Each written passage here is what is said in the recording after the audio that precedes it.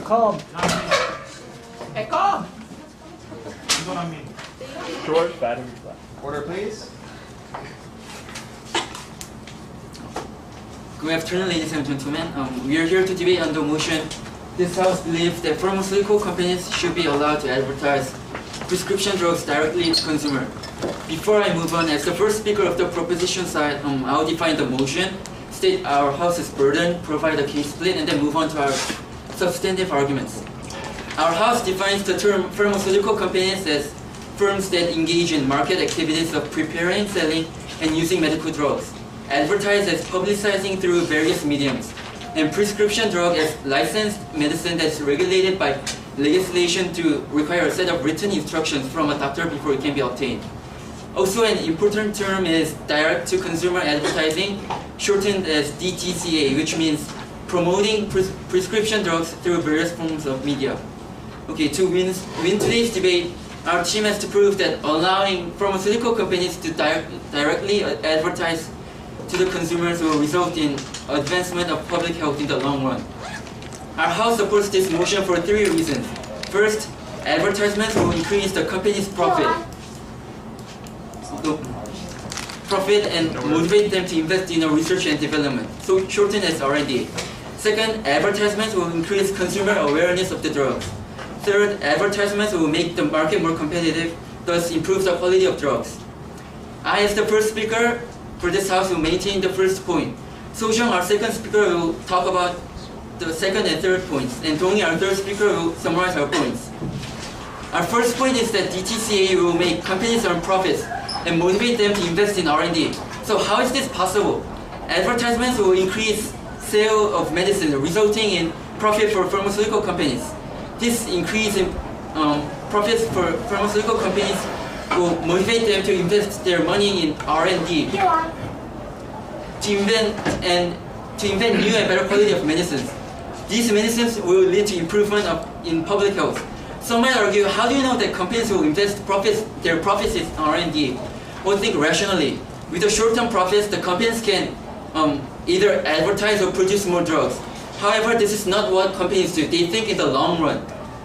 Companies invest in R&D because the patents that are given to the companies that invent new drugs allow them to monopolize the market for certain types of medicines, and companies are well aware of the fact that profits earned by patents are far outweighs the profits earned by advertising. Daewon, Yes. you just said that companies will going to research and develop because they will earn much profit, right? But according to our research, the possibility that the company can succeed in R&D is really low. So it is like a gamble. And if the companies fail in the research and development, and they will lose a lot of money. Yeah, I'll answer the question later because it appears in my point later.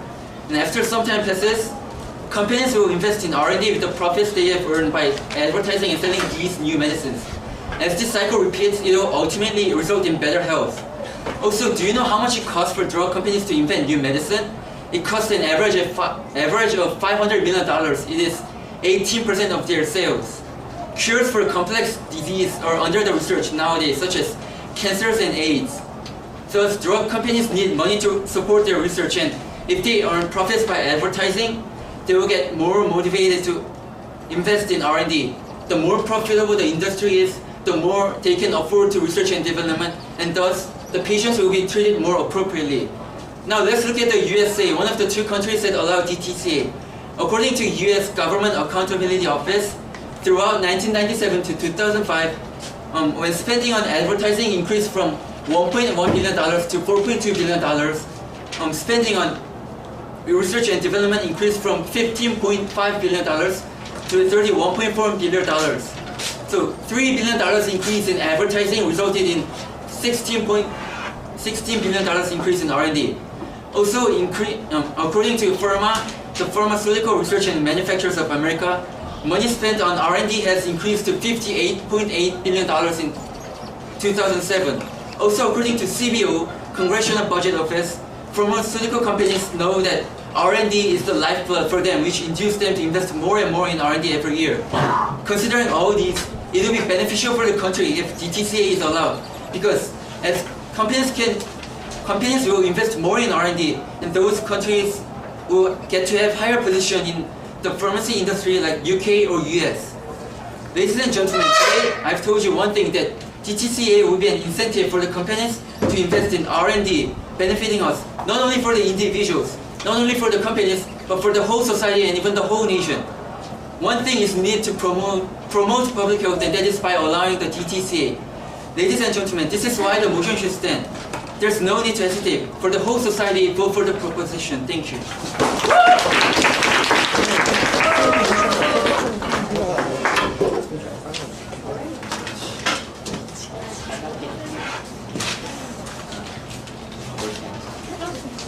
Okay, Jo Dong-jin is the first speaker for the upside. Let's welcome him.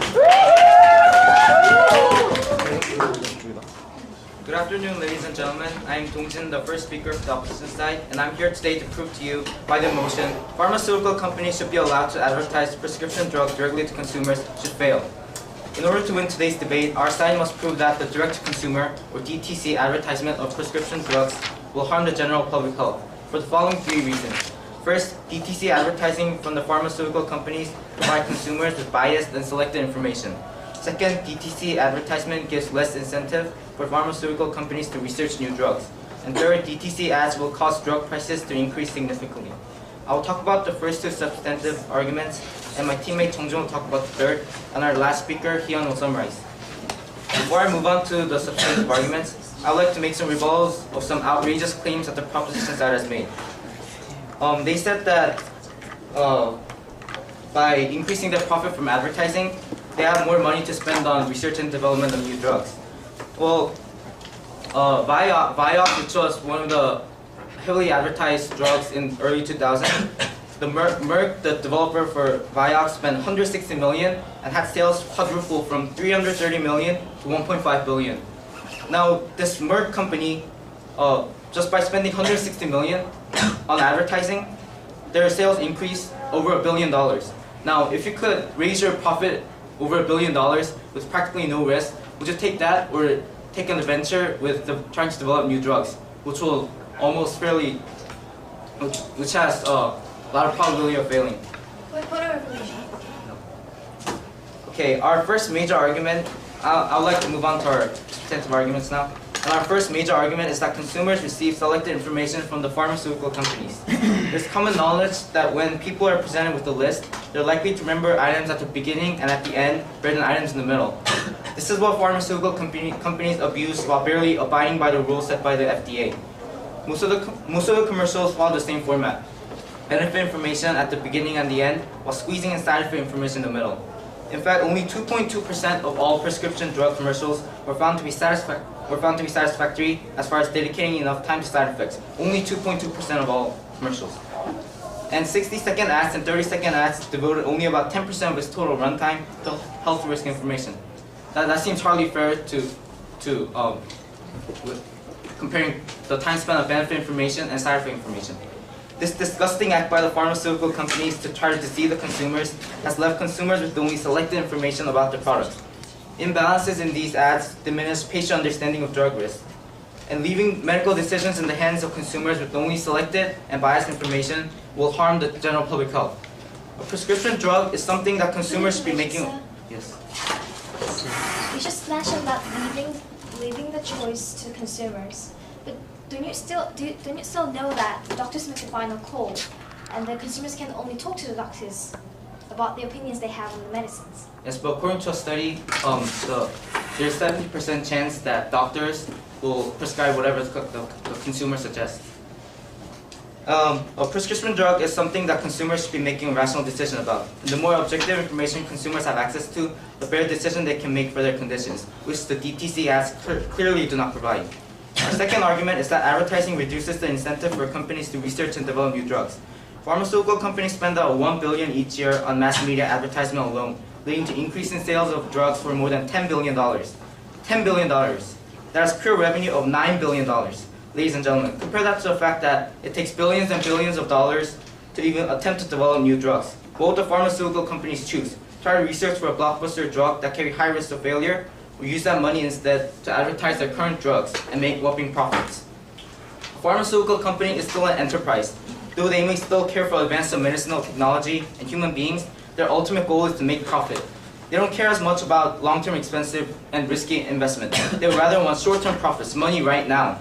It's not as if advertising is an unsure method of increasing sales. In fact, according to studies done in 2000, 50 most heavily advertised drug sales grow 6 times faster than all other drugs. The stakes are simply too large to give up advertising and jump into development. If they fail in developing, as they're likely to do, they're potentially losing $10 billion. Ladies and gentlemen, $10 billion is how much US spends as federal funding yearly to NASA. How much Korea signed off to cope with the rising oil prices for the whole country.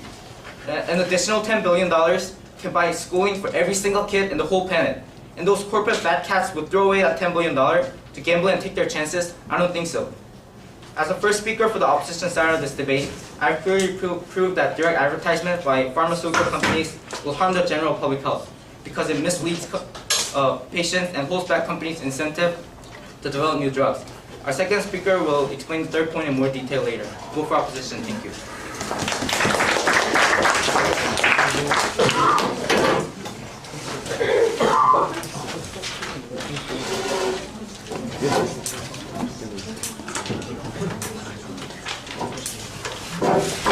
Let's welcome Park Seo-jung.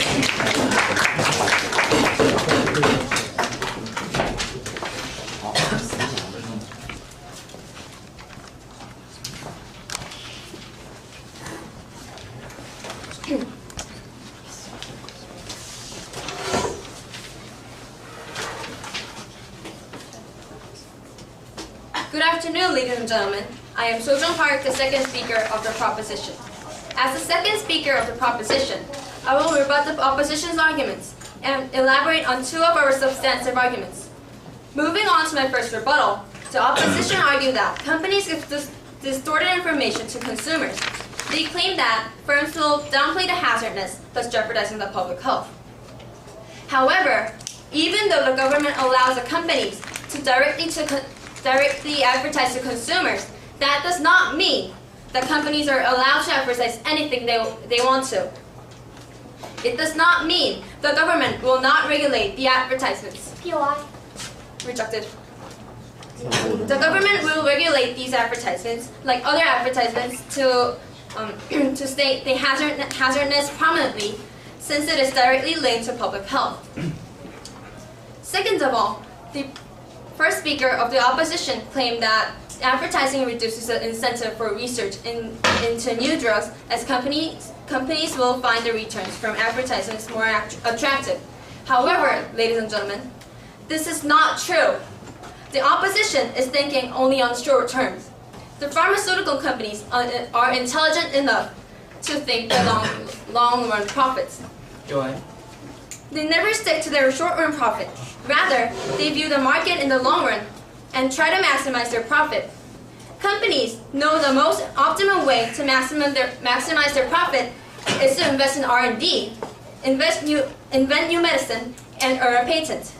Thus, they will continuously invest in R&D to maximize their long-run profit.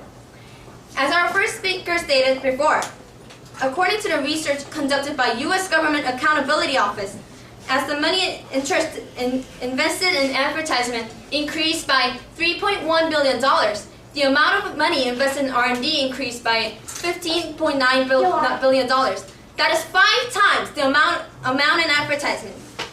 Clearly, the opposition has some facts wrong or confused. As the statistics show, the increase in advertisement leads to increase in R&D. Now I'll move on to before I move on, and I'll make one more rebuttal. The first speaker of the opposition side claimed that 70% of the doctors gave the drugs that patient asked them to give. However, according to the research conducted by FDA, the 88% of the doctors answered that the patients asked for the right drugs that are suitable for them. Which is very suitable for them. So it is a positive result. Go on. Okay. Okay, you mentioned that 88% was the right choice. What about the other 12%? Or are you just gonna discard them? Doctors are the professionals who have the professional knowledge of the drugs, and the patients can consult with them and make a right choice. Now I'll move on to the proposition's substantive arguments. Our second argument is that advertisements provide more information about the drugs, thus increasing the consumer awareness of drugs. Increased consumer awareness leads to more consultation with doctors. To add to it, a research conducted by the FDA states that the biggest benefit of direct-to-consumer advertising is better discussion with the patient. Thus, the increase in consumer awareness of medicines is beneficial.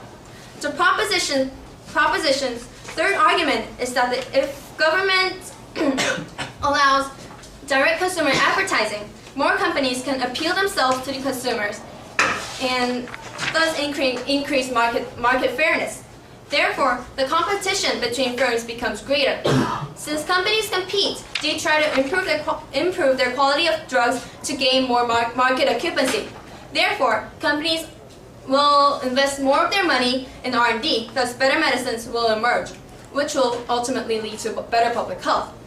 Ladies and gentlemen, in today's speech, I talked about two advantages we can gain from allowing direct-to-consumer advertising.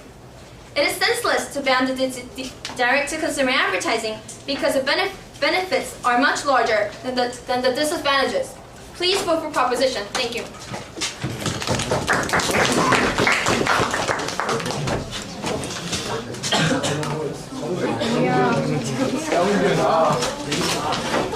Okay, judges, just a quick reminder.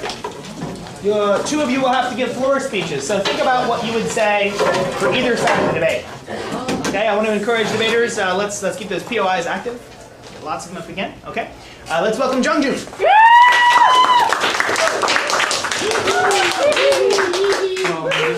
The honorable teacher and fellow student, I, today as the second speaker of my team, came out here to rebut the logical assertions the proposition team made, and then present the third argument of our team. First, I'm going to rebut the arguments of their team. First, the Changseok said that companies invest more than 80% of their revenue on research and development. And according to our research, companies have to pay about 25% of their revenues on advertisement. And if they spend 80% of their revenue on research and development and 25% of their revenue on advertisement, that's equal to 105%. And that means the companies will lose money in the short run and the long run, and they will cannot They cannot continue the sale. So I'm saying that their statistics is wrong. And thus, and about their second argument about the awareness and rejected. Consumers can fully obtain their information on the wrapping of their medicines, or they can just search the internet and go to the website of the companies if they really want to know about the medicine, instead of the biased information of the advertisement televisions. And about the third rejected, and the third of their argument, which is the advertise will make the market more competitive and thus fairly. But I don't think so, because medicine is always protected by patent, and patent, as its definition shows, is already monopoly, and it cannot be turned to competitive market even though advertisement is allowed. I rebutted every argument. The proposition is sideways, rejected. And I'm going to present the third main point why the direct advertisement of pharmaceutical drugs must not be allowed. The advertisement of pharmaceutical drugs must not be allowed since it will increase the price of medicines. In America, companies have to pay average $400,000 every 30 seconds advertisement on television, and also have to spend average $250,000 to shoot one new advertisement. That means for 1 hour of advertisement, they have to spend about $48 million. If we assume the company would advertisement 10 hours a year, the cost would be $480 million. Let's see how much the companies earned.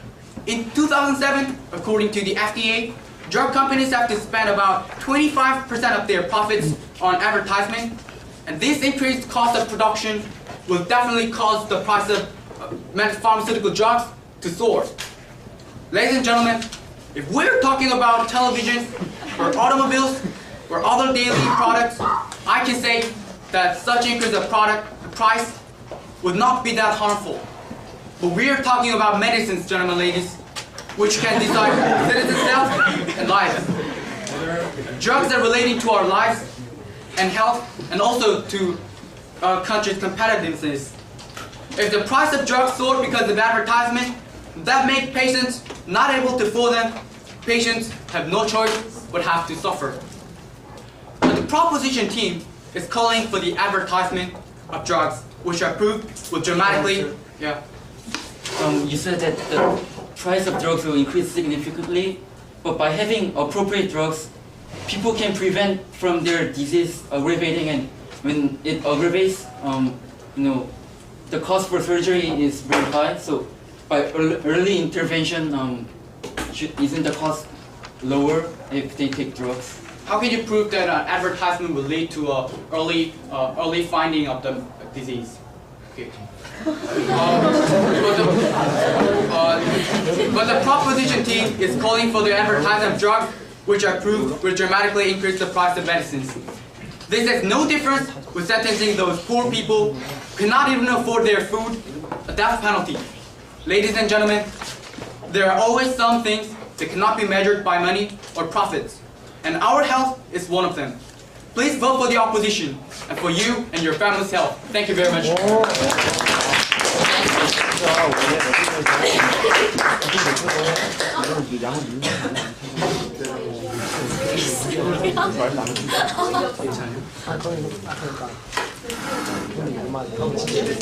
right.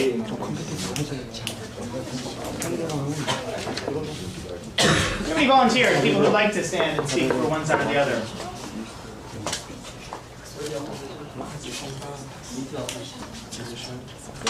Have any of you spoken before? Have? Okay. I'm going to see if we can't get some fresh blood.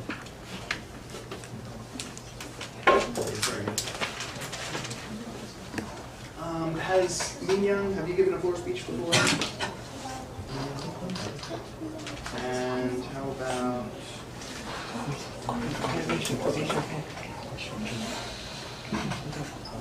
Sunghan, have you given one before? No? Okay, which do you prefer? Proposition? Proposition.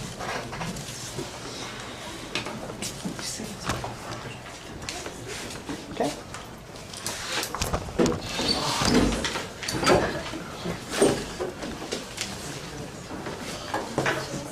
Yeah.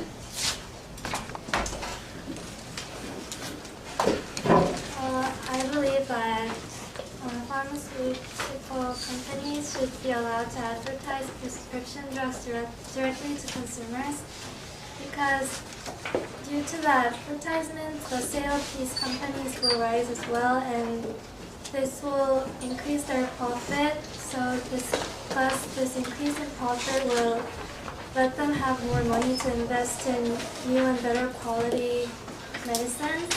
And also, because consumers get more information through the advertisements, consumer awareness will increase as well. And hence, consumers, the patients will have more chance to better discuss the medicine they have with their doctors. And also, because the market becomes more competitive due to the advertisements, the quality of the medicines will increase as well. So I believe that direct advertisement should be allowed. Very good. Thank you very much. Good.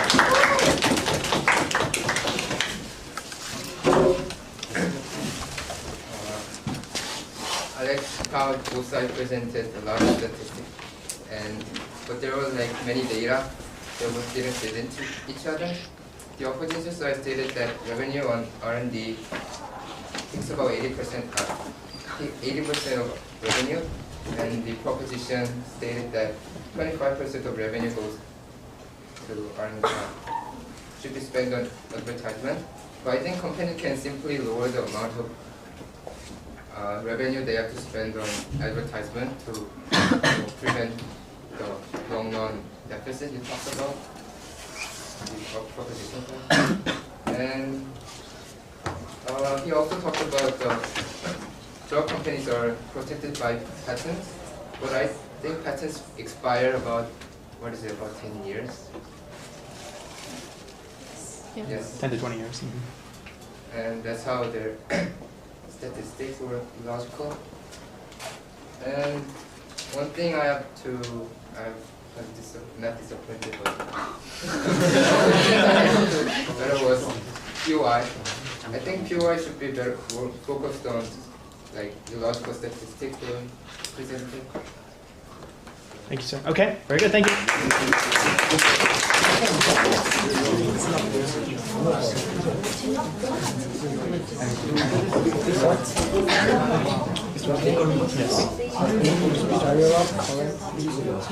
You can always call it. Yoo Hee-hyun is the final speaker for the opposition side. Welcome her. I call that commenting on team strategy. That's actually a good technique. First speeches don't matter, but yeah. Okay, begin. Hello, ladies and gentlemen. My name is Yoo Hee-hyun, the third speaker for the opposition team. At first, I was planning to say our main argument, which all support our burden, and then move on to repeat the proposition side argument. But they have made such ridiculous assertions made to support a desperate allegation that I decided to repeat them first. First, the definition. They define advertisement as publicizing a product through various mediums. For God's sake, then the information on medicine bottles will be advertisements too. Advertisements are the publicizement of various products through various mediums to sell their product. They left out the vital part of the definition. Did they even look in a dictionary? And for the allegation that it raises R&D research, for God's sake, this is a firm. They want to maximize profit. They were obviously assuming basic economics, or they just don't care. R&D research is a gamble, and it turns out that it takes 8 years on average for a drug to get approved on the market. 8 years, $500 million of investment, and 8 years of waiting just to get it on the market. What do they choose? Advertisement, which provides steady income, or a gamble, R&D research. Of course, if they do find a blockbuster drug, yes, they hit the big time, but they usually don't. And for the allegation that consumers have the right to get information from advertisements. I understand that consumers have a right to get information and that they do need it to talk to their doctors, but they do not have a right to get duped by advertisements. Advertisements provide only selective and biased information because they're designed to sell a product. Whatever information. No, thank you. They left out the important part of the definition and said it's ridiculous assertions. And for the third point, well, it's just as ridiculous.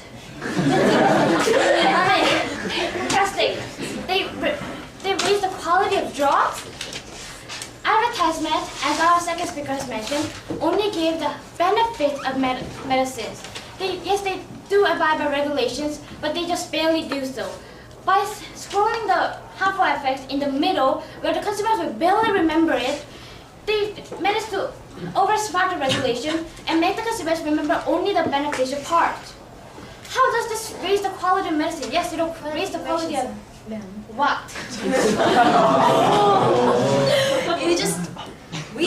You haven't obviously listened to our speakers, because what we said was that advertisements will bring up the level of competition, and this level of competition will force the firms to increase their quality of medicines in order to defeat their opponents in companies? Well, just like you falsely define advertisement, you just falsely define the competition. There were competing for better advertisements to sell their product to consumers, but you failed to provide a link to why the competition would be for better qualified drugs. Did that answer your question, sir, ma'am? Now, I'll summarize the main point. We have all satisfied the burden. First, DTCA will lessen the incentive for R&D research. Well, this was a direct clash, and we have proved that they falsely defined advertisement and they falsely defined the firms, and therefore the main point was wrong. And second, they didn't raise the price of drugs. Well, they just provided USA as a prime example, so we will do so as well. In the USA, from the mid-1990s, which was the heyday of DTCA, drug prices have been going up by roughly 20% annually. 25%. Well, how does this help the general public's health? When you count the fact that the poor have barely enough money to spend on healthy lifestyles and they need the most medicines? This only degenerates the public's health. But this proposition side only works for the fat cats, don't they? And for our third point, the DTCA provides only selective and biased information. Well, I've just said it.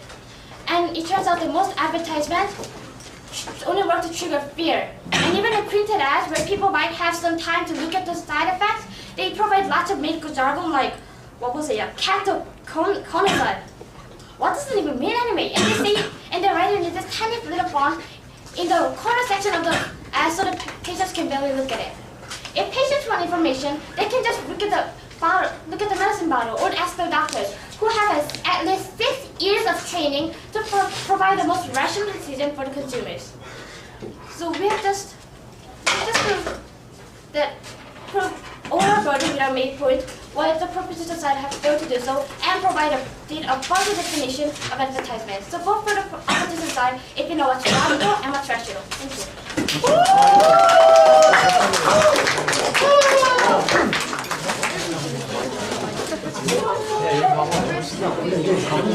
Okay, the House will come to order now.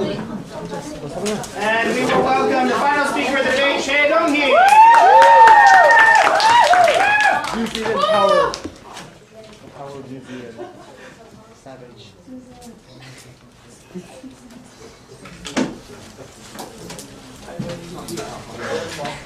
Order, please. Order. Judges, order, please.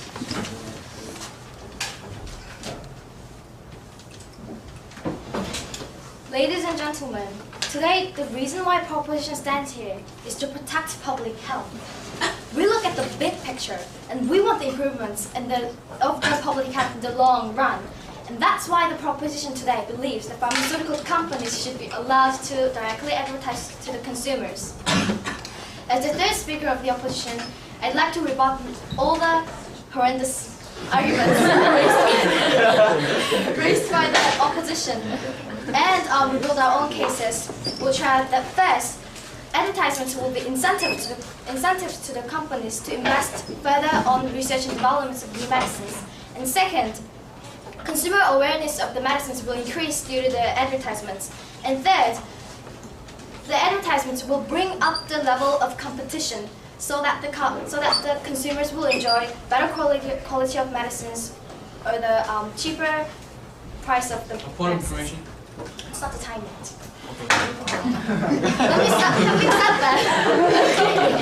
Let me move on to the main clashes that we had in this debate and why the proposition has won this debate. First, the distorted information.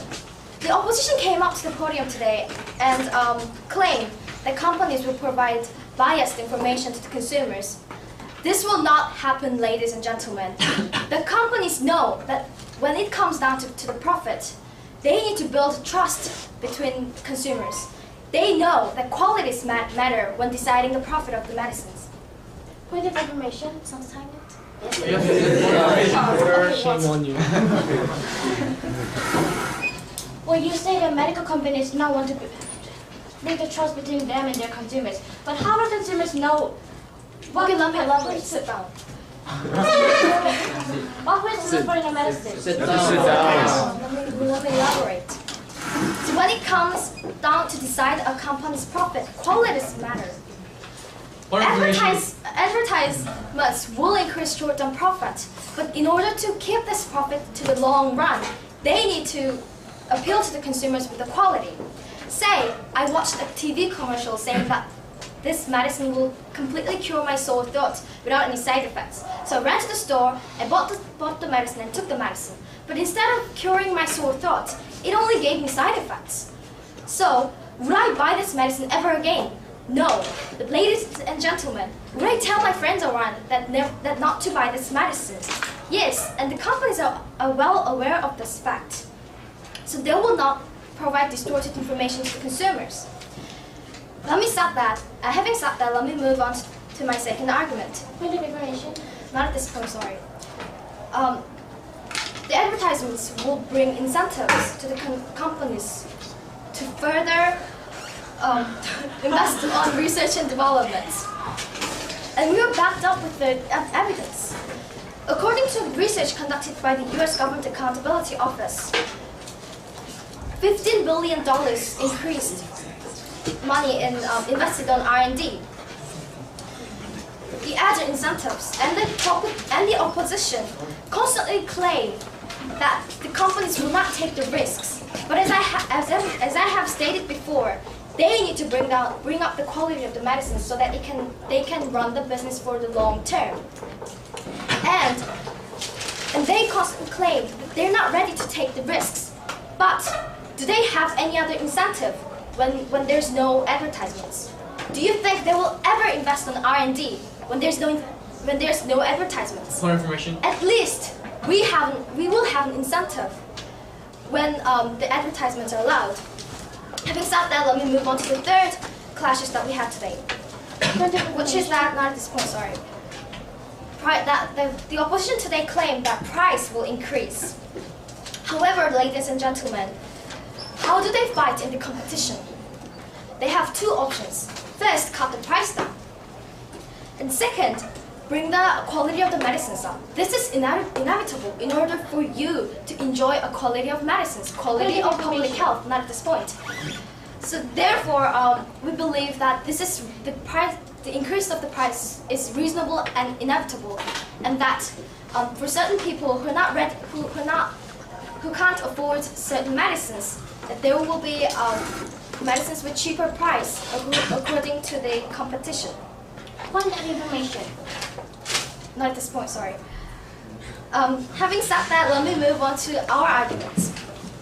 First, there will be increased investment, research and development. For them to run the business for a long time, for them to survive in the industry, they need to invest on the research and development. And second, consumer awareness will increase. And third, in the fair market, the competition will increase, and the companies will choose to increase their profit by bringing up the quality.